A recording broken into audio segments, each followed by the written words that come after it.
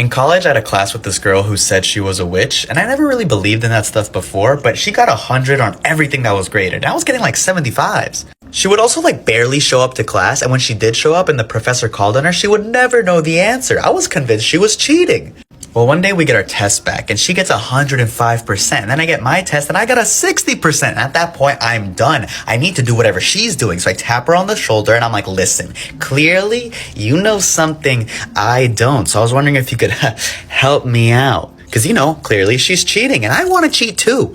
Well, the girl is completely oblivious. She looks at me like, what's wrong with your eye? And I'm like, oh, I'm winking at you. And she goes, oh, well, I guess I could tutor you if you want. Meet me at the library at 8 p.m. It's gonna be a full moon. So I'm thinking, okay, she's gonna teach me how to cheat at the library. I go home, I pack everything from that class, notebooks, pencils, laptop, textbook, and at 8 p.m. I'm there waiting, and she's not there. 8:30, she's still not there. 9 p.m. rolls around. She strolls in a long, flowy dress like, sorry I'm late. I was tending to the mandrakes.